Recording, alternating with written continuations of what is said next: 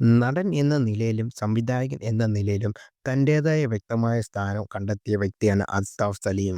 ഫഹദ് ഫാസിലെ നായകനാക്കി ഓടും കുതിര ചാടും കുതിര എന്ന സിനിമയാണ് അൽത്താഫിൻ്റെതായി ഇനി അണിയറയിൽ ഒരുങ്ങുന്നത്. ഈ സിനിമയ്ക്ക് ശേഷം നസ്ലിനൊപ്പം ഒരു ചിത്രം ചെയ്യാൻ ഒരുങ്ങുകയാണെന്ന് പറയുകയാണ് അൽത്താഫ് സലീം ഇപ്പോൾ. ബൈജു എൻ നായർക്ക് നൽകിയ അഭിമുഖത്തിൽ സംസാരിക്കുകയായിരുന്നു അൽത്താഫ്. അടുത്തതായി നസ്ലിനൊപ്പം ഒരു സിനിമ ചെയ്യാൻ പ്ലാനുണ്ട്. എല്ലാം ഒത്തുവന്നാൽ അത് സംഭവിക്കും. അതൊരു ക്രൈം കോമഡി മർഡർ മിസ്റ്ററി ജോണറിലുള്ള സിനിമയായിരിക്കുമെന്ന് അൽത്താഫ് സലീം പറയുന്നു. അതേസമയം ഓടും കുതിര ചാടും കുതിര ഈ ഓണം റിലീസായി തിയേറ്ററിലെത്തുക.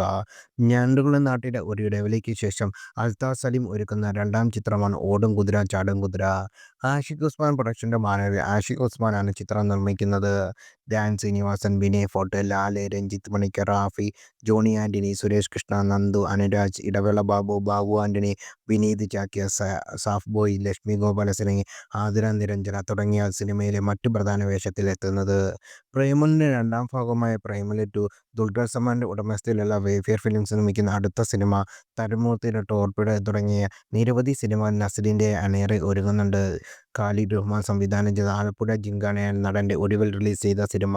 ഏപ്രിൽ 10-ന് തിയേറ്ററിൽ റിലീസ് ചെയ്ത ആലപ്പുഴ ജിങ്കാന ആഗോളതലത്തിൽ 70 കോടിയിലേറെ രൂപയാണ് നേടിയത്.